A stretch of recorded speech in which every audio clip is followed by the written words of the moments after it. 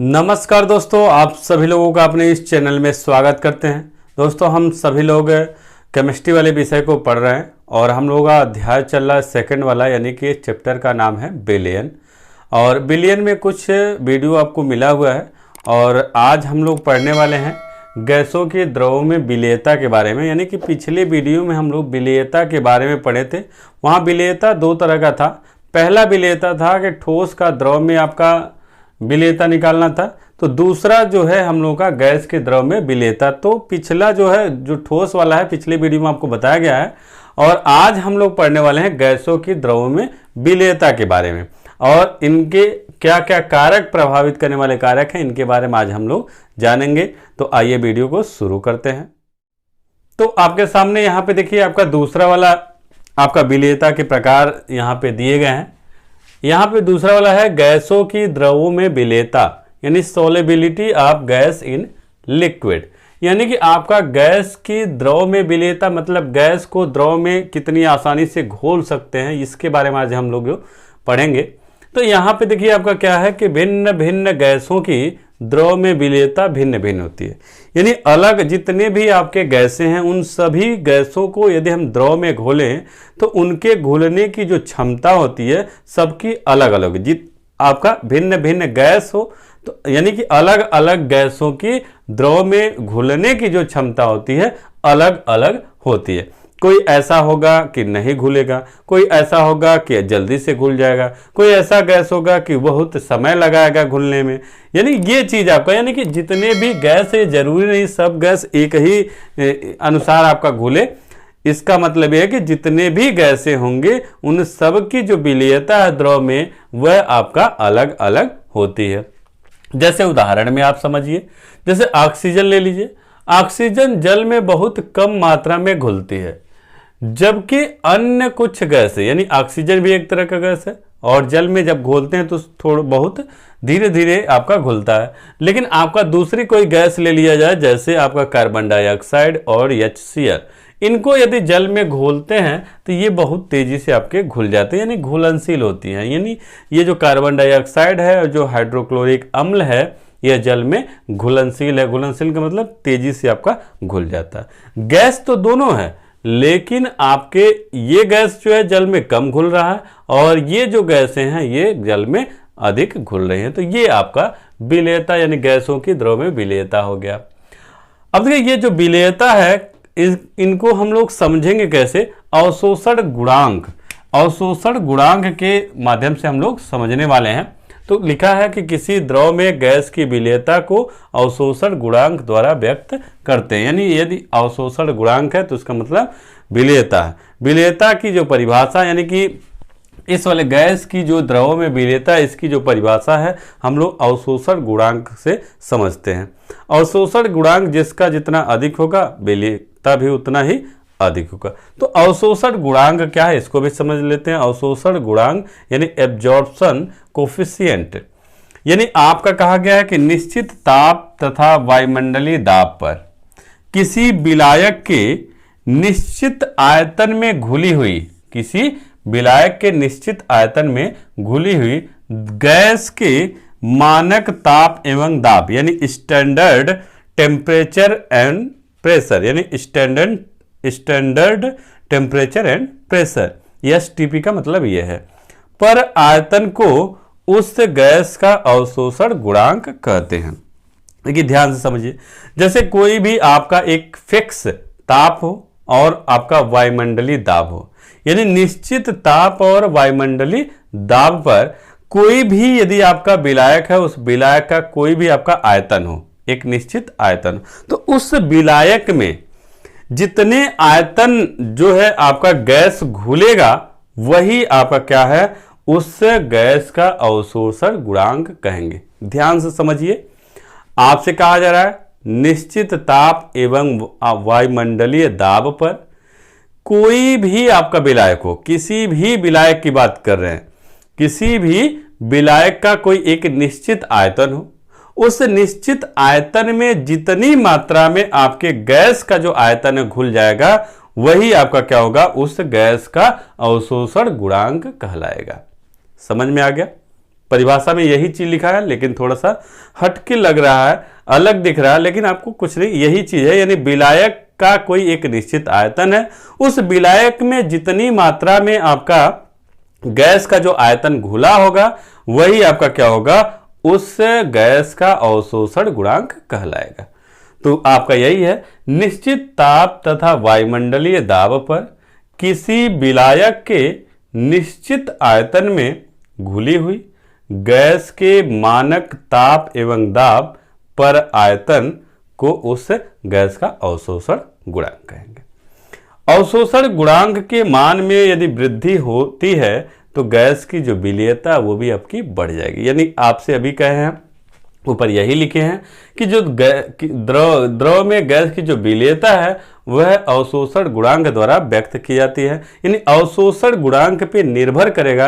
यानी अवशोषण गुणांक यदि घटेगा तो आपका विलेयता घटेगा, बढ़ेगा तो बढ़ेगा। यानी उसी पे पूरा निर्भर है कि अवशोषण गुणांक और विलेयता। तो वही चीज आपसे कहा जा रहा है कि अवशोषण गुणांक का जो मान है वह यदि आप बढ़ाते हैं तो गैस की जो विलेयता वो भी क्या होगी, बढ़ जाएगी। ये चीज आपका हो गया, इतना आप लोग समझ गए होंगे। अब देखिए आपका क्या है, गैसों की विलेयता को प्रभावित करने वाले कारक हैं। कारक आपका, तो यहां पे गैसों की द्रव में विलेयता निम्नलिखित कारकों के द्वारा आपका प्रभावित होता है। पहला कारक आपका यहां पे है, पहला कारक है गैसों की प्रकृति, यानी नेचर ऑफ गैस। यानी गैसों की प्रकृति का मतलब यह है कि जैसे कोई आपका विलायक है, उस विलायक में यदि गैस को मिलाया जाए, यदि कोई विलायक है उस विलायक में गैस को मिक्स किया जाए तो क्या होगा, ये आपके अभिक्रिया कर जाएंगे और अभिक्रिया करके क्या करेंगे, एक यौगिक का निर्माण करेंगे। या आप ये भी कह सकते हैं कि विलायक में आपके जो आयनित होने वाली गैस है द्रव विलायक में अधिक विलय होती है। यानी कि आपका नए यौगिक का जो निर्माण होगा वह कैसे होगा, जब आपका विलायक और जो गैस है वह पूरी तरह से मिलेंगे तभी जो आपके हैं आपके किसी नए यौगिक का निर्माण होगा, या उसका जो आयन है वह आयनित होगा, यानी कि आयनों में वो टूट जाएंगे। जो आपके विलायक है और जो गैस है जब मिलेंगे तो वह अपने अपने आयनों में टूट जाएंगे। तो गैसों की जो प्रकृति है, लिखा गया वे गैसें जो विलायक से अभिक्रिया करके यौगिक का निर्माण करती हैं, यानी कि यौगिक का निर्माण करने वाली गैस जो बनाती हैं, अर्थात विलायक में आयनित होने वाली जो गैस है वह द्रव विलायक में अधिक विलय है। यानी जो भी विलायक आपका यौगिक का निर्माण करता है या आपका जो विलायक है वो पूरी तरह से गैस में आयनित हो जाता है, तो वह जो द्रव विलायक है वह आपका उसमें क्या है, अधिक विलय होता है। ये चीज कहा जा रहा है। उदाहरण के माध्यम से समझिए, जैसे HCl हो गया, NH3 हो गया, CO2 हो गया, ये सब जो है जल में क्या है, घुलनशील है। क्यों घुलनशील है? क्योंकि ये गैसें जल से अभिक्रिया करके आयनित हो जाती है। आयनित का मतलब वह अपने आयनों में टूट जाता है, ये चीज आपका आयनित का मतलब है। तो यहां पे देखिए HCl को जब जल में आप मिलाए तो आपका ये जो है H3O+ और Cl-, यानी ये दोनों मिलके आपके आयनों में टूट गए हैं। NH3 को आप H2O में मिलाए तो NH4OH बना, फिर उसके बाद ये आपका आयनों में NH4+ OH- में टूट गया। CO2 और H2O को जब मिक्स किया तो H2CO3, और ये जब आपका अभिक्रिया किया तो H+ और HCO3- में आपका ये टूट गया। तो इस तरह से ये गैस की प्रकृति पर निर्भर कर। अब इसी में आपका क्या है, आपके कुछ ऐसे भी गैस होते हैं जो आपके विलायक से आयनित नहीं होते हैं, तो क्या होगा, करा इसी प्रकार वे गैसें जो विलायक में आयनित नहीं होती है द्रव में कम घुलनशील होती है। यानी कि आपका ऐसे बहुत से गैसें होंगे जो विलायक में आपका विलायक से आयनित ही नहीं होंगे, यानी विलायक में घुलेंगे ही नहीं, या घुलेंगे भी तो बहुत कम मात्रा में घुलते हैं। तो ये जैसे आपके कुछ उदाहरण दिए गए हैं, जैसे H2O2 व N2 आदि गैसें द्रव में कम घुलनशील हैं।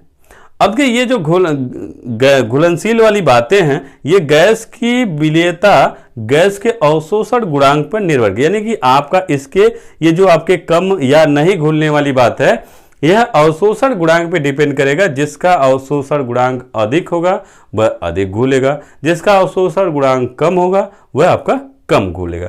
यानी कि ये जो कम घुलने और ये जो अधिक घुलने की बात है वह गैसों की विलेयता जो है गैस के अवशोषण गुणांक पर निर्भर करता है। तो ये चीज आपका पहला आपका कारक हो गया। अब आपका दूसरा कारक आपके सामने यहां पे है। दूसरा कारक विलायक की प्रकृति यानी नेचर ऑफ सॉल्वेंट। तो आपके विलायक की प्रकृति क्या है, आप पीछे पढ़े थे ध्रुवीय अध्रुवीय के बारे में। तो आपका यहाँ पे जो विलायक की जो प्रकृति है ये किस पे निर्भर कर रहा है, देखिए यहाँ पे कहा जा रहा है ध्रुवीय गैस और ध्रुवीय विलायक में, यानी ध्रुवीय गैस ध्रुवीय विलायक एवं अध्रुवीय गैस अध्रुवीय विलायकों में अधिक घुलनशील हो। तो आपको पहले बताया गया था पिछले वाले में कि समान समान वाला जो आपसे कहा गया, समान समान का मतलब यदि आपकी जो गैस है और जो द्रव है दोनों समान कैटेगरी के होने चाहिए। यदि ध्रुवीय है दोनों तो दोनों ध्रुवीय होने चाहिए, या दोनों अध्रुवीय होने चाहिए, दोनों आपके समान होने चाहिए, तो आपका क्या होगा वह अधिक घुलेगा, अधिक घुलनशील होगा। लेकिन यदि आपका एक जो है अध्रुवीय हो गया, मतलब ध्रुवीय हो गया, और दूसरा अध्रुवीय हो जाए तो वह आपका क्या होगा, कम घुलनशील होगा। यानी जो गैस है वह आपका कुछ भी हो और जो द्रव है, यानी जो गैस यदि ध्रुवीय है तो जो आपका द्रव है वो क्या होना चाहिए आपका, वह अध्रुवीय यदि होता है तो उसके जो घुलने की जो क्षमता होगी वह आपका क्या होगा, कम होगा। यानी कि समान प्रकृति के जो होंगे उनकी जो घुलनशील की शक्ति है वो अधिक होगी, और असमान वाले की जो घुलनशीलता की शक्ति होगी वो क्या होगी, कम होगी। तो ये आपका हो गया। यहां पे उदाहरण के माध्यम से देखिए आपको बताया गया कि HCl व NH3 गैस जो है ध्रुवीय प्रकृति के गैस होते हैं। अब आप क्या करते हैं, अतः ये H2O में अधिक व अध्रुवीय विलायकों में कम घुल, यानी कि आपका ये ध्रुवीय विलायक है और H2O भी आपका ध्रुवीय विलायक होता है। तो इनको यदि आप जल के साथ घोलते हैं तो वो अधिक घुलेगा, और लेकिन यदि आप इनको अध्रुवीय किसी विलायक के साथ घोलते हैं तो वो आपका क्या होगा, कम घुलनशील होगा। ये इसका उदाहरण हो जाएगा। अब तीसरा है ताप का प्रभाव, इफेक्ट ऑफ टेम्परेचर, यानी ताप का प्रभाव क्या है। यहां पे देखिए दिया गया है कि ताप में वृद्धि करने पर गैसों की द्रव विलायक में विलेयता घट जाती है। मतलब टेम्परेचर को यदि आप बढ़ाते हैं तो इसकी जो विलायक की जो क्षमता यानी गैस की द्रव में जो विलेयता है वह आपकी क्या हो जाएगी, घट जाएगी। क्यों घट जाएगी, क्योंकि यह एक ऊष्माक्षेपी प्रक्रम है, अर्थात गैसों को द्रव में घोलने पर ऊष्मा मुक्त होती है, मतलब ऊष्मा बाहर निकलती है। इस वजह से जो आपका है उसकी विलेयता जो है घट जाती है। यदि यही आपका ऊष्मा शोषी होता तो विलेयता क्या हो जाता, बढ़ जाता। तो यहाँ पे आपका ऊष्माक्षेपी है, इसलिए आपका यहाँ से ऊर्जा जो है ऊष्मा जो है बाहर निकल रही है, इसलिए इसकी विलेयता जो होगी कम होगी। यानी ताप वृद्धि करने पर जो गैस की द्रव विलायक में जो विलेयता है वो क्या होगी, कम हो जाएगी, घट जाएगी। और क्यों घट जाएगी आपको ये भी बता दिया गया है, ऊष्मा क्षेपी प्रक्रम होने की वजह से या ऊष्मा मुक्त करने के लिए कर रही है तो आपका क्या होगा, घट जाएगा। तो आपसे ये छोटे छोटे क्वेश्चन आपके बीच बीच से उठाए जाते हैं कि आपका जो है कोई भी आपका गैस है, उस गैस को यदि द्रव विलायक में हम लोग घोलें और घोल के ताप में वृद्धि करें तो आपका उसकी विलेयता घट जाती है। क्यों घट जाती है, ऐसे क्वेश्चन किया जाएगा तो आपको बताना होगा क्योंकि यह ऊष्माक्षेपी होता है, क्योंकि यह आपका जो है ऊष्मा निकालता है, इस वजह से ये घट जाता है। और जैसे उदाहरण में कार्बन डाइऑक्साइड प्लस H2 यानी CO2 plus H2O equal to H2CO3 plus ऊष्मा, और ये आपका गैस है, ये आपका द्रव है, और यहाँ से देखिए बाहर ऊष्मा निकल रहा है, इस वजह से ये आपका घट जाता है। चौथा कारक है हम लोगों का यहाँ पे विलायक में अन्य पदार्थों की उपस्थिति। अब यहाँ पे क्या है, आपसे कह रहा है कि कोई आपका विलायक है, उस विलायक में और कोई पदार्थ आपका यदि उपस्थित हो तो आपका गैस की विलेयता को प्रभावित करेगा। तो आपका क्या है, कहा जा रहा है कि यदि विलायक में अन्य प्रकार के कार्बनिक यौगिक या आपका विद्युत अपघट्य पदार्थ भी यदि उपस्थित हो तो गैस की द्रव विलायक में विलेयता को क्या करेगा, वो कम कर देगा। ये चीज आपसे कहा जा रहा है। यानी कि यदि आपका कोई भी आपका कार्बनिक यौगिक हो या विद्युत अपघट्य हो, कोई भी विद्युत अपघट्य हो, उसको यदि आप विलायक में मिलाते हैं तो क्या करेगा, ये गैस की जो विलेयता है, इसकी विलेयता को क्या करेगा, ये कम कर देगा। ये चीज कहा जा रहा है। यानी कि विलायक रहे लेकिन उस विलायक के अलावा कोई अन्य दूसरा कोई पदार्थ, मतलब दूसरा पदार्थ मतलब कोई कार्बनिक यौगिक या विद्युत अपघट्य को यदि आप उस पदार्थ में रखते हैं, मिलाते हैं, तो वह क्या करेगा, गैस की जो द्रव विलायक में विलेयता है उसको क्या करेगा, वो कम कर देगा। ये आपका चौथा पॉइंट हो गया। पांचवा पॉइंट हम लोगों का दाब का प्रभाव, इफेक्ट ऑफ प्रेशर। यानी दाब का प्रभाव का मतलब एक निश्चित ताप पर गैस की विलेयता पर दाब बढ़ाने से गैस की विलेयता क्या होती है, बढ़ती है। कोई भी आपका फिक्स टेम्परेचर हो, उस टेम्परेचर पर गैस की जो विलेयता है वो उसका दाब यदि आप बढ़ाते हैं तो गैस की विलेयता भी क्या होगा, आपका यहां पे बढ़ेगा। यानी कि बढ़ाएंगे, दाब बढ़ाएंगे तो विलेयता भी क्या होगा, बढ़ेगा। अब देखिए ये चीज आपका क्या है, गैसों की विलेयता पर जो दाब का प्रभाव है उसमें जो मात्रात्मक संबंध है, ये जो मात्रात्मक संबंध जो है वह हेनरी नामक वैज्ञानिक ने दिया था। इस वजह से इसे हेनरी नियम कहते हैं। यानी कि जो आपका ये दाब का जो नियम बताया गया था, उस दाब का जो नियम है वह, यानी जो प्रभाव है, उस प्रभाव में एक मात्रात्मक संबंध पाया गया और उस मात्रात्मक संबंध को हेनरी ने बताया था। इस वजह से उनके नाम पे ही आपका ये जो है आपका हेनरी नियम कहा गया। अब हेनरी नियम जो है अगले वाले वीडियो में आपको बताया जाएगा, क्योंकि वीडियो बहुत लंबा हो जाएगा। तो अगले टॉपिक में, यानी अगला वीडियो आपका हेनरी नियम पे आधारित होगा, तो उसके बारे में हम लोग जानेंगे। और उम्मीद है जितना आज बताया गया वो आप लोगों को समझ में आया होगा। और यहाँ से बीच बीच से क्वेश्चन आपके छोटे छोटे पूछे जाते हैं, तो इसको अच्छे से आप लोग तैयार कर लीजिएगा। और यदि आपको समझ में आया हो तो कमेंट करके जरूर बताइएगा कि आपको हमारा वीडियो कैसा लगा। अच्छा लगा तो लाइक कीजिए और वीडियो को शेयर भी कीजिएगा और चैनल को सब्सक्राइब भी कर लीजिएगा। तो बस आज के इस वीडियो में इतना ही। अगले वीडियो में फिर से मुलाकात होगा। तब तक के लिए अनुमति चाहते हैं। नमस्कार दोस्तों।